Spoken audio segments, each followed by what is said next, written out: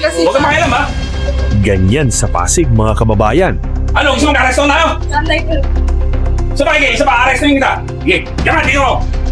Brad, yung tinatawagan mo na, parutangin mo yun. Sabi mo, si Medyo kasi ha. Yung akala mong kabady mo, dahil pareho kayong nasa serbisyo, siya pa pala ang manghuhuli sa'yo.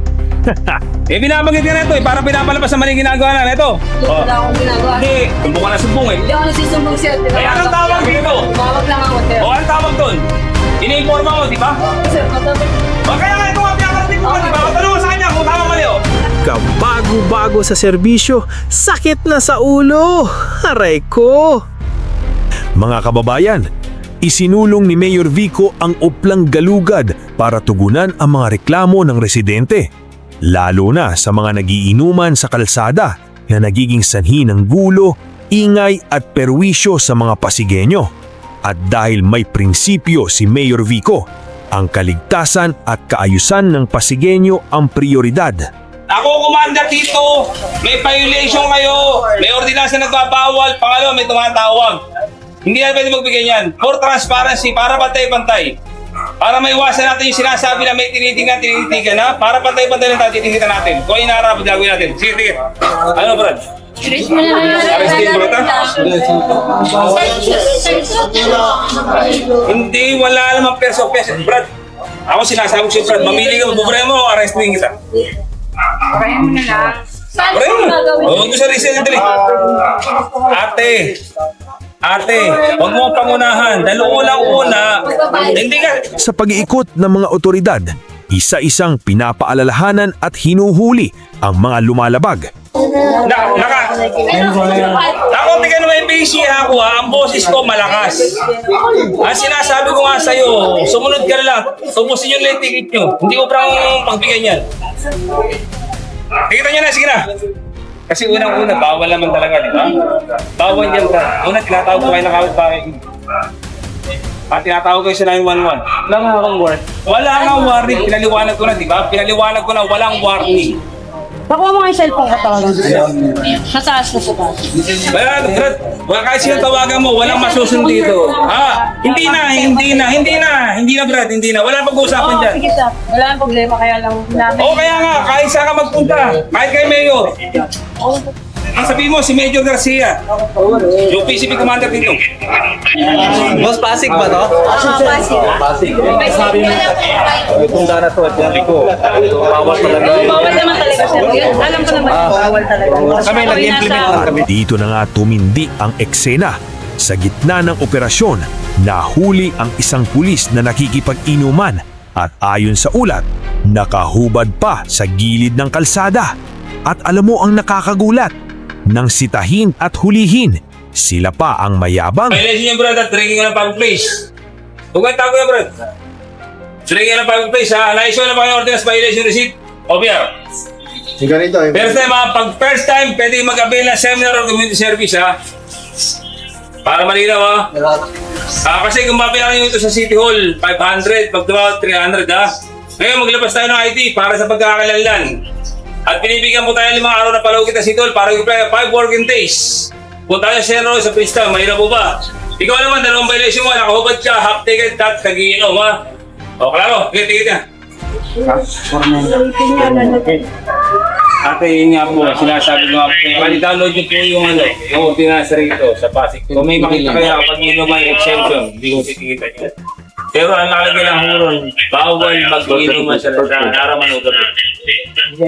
Kung sabi niyo si Kapitan, kung sakali papayag, tingnan natin kung ano sabihin sa inyo. Pag pumayag, kung sabi mo na kung yun lang ako, hindi ko kailangan sabihin sa inyo. Ignorance of the law exposes no one.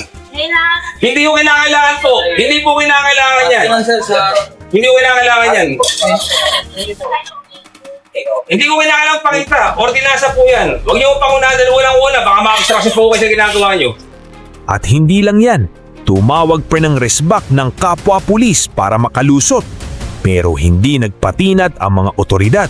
Sa pamumuno ng ground commander na si Major Garcia, hindi sila umurong. Si Major Garcia, O sige, sabihin mo. sir. Yung commander. Apo, sir. O sabihin mo. Sige. Major Garcia po, sir. Kilala niyo po. Sige, kaya rin, paringan niya. Brad, sino ba ito, Brad? Major Garcia, Brad.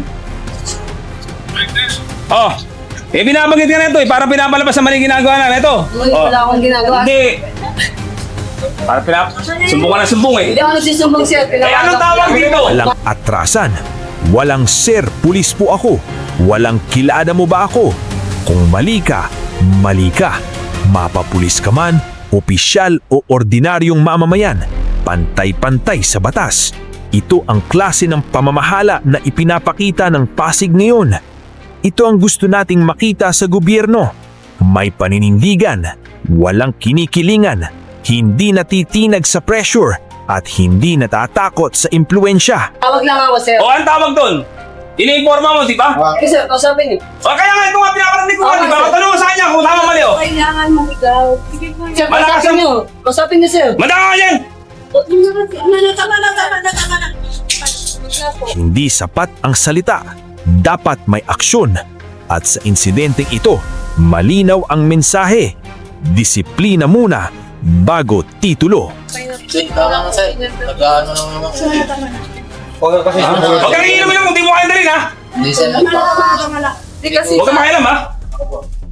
Ano, gusto mong ka-arresto na tayo? tatay ko kasi dyan. Isa pa, arrestuin kita. Sige, yan nga, dito ko. Yun nga po. Sige. Yung number niyo para pag may ano rin po. Ha? Ikaw, huwag kang maraming daldal, ha? Ha? Isa pa. Luto. Brad, yung tinatawagan mo na, parang mo na. Sabi mo si Major Garcia, ha? Ang number ba? Sabi mo yung PCP commander dito, ha? Kung ganito ang sistema, may pag-asa ang kaayusan. Good luck kay Mayor Vico at sa mga opisyal na may paninindigan. O, hindi sumigil sa'yo, okay? Ha? Okay, arresto yan! Ano?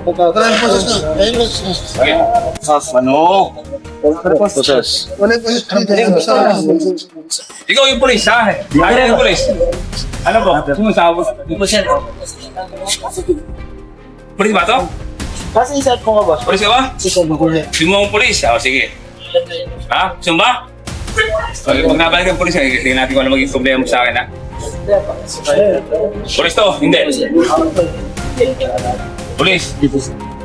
Patuloy lang sa patas na pagpapatupad ng batas dahil sa huli, ang tunay na kapangyarihan ng gobyerno ay nasa kakayahan nitong maging patas kahit kanino pa yan. Mga kababayan, anong masasabi ninyo? Dapat bang mas higpitan pa ang disiplina kahit sa hanay ng pulisya? Comment down below para mapag-usapan natin yan. Ako nga po pala ang Kuya Jay ninyo na palaging nagpapaalala sa inyo na dapat alam mo to.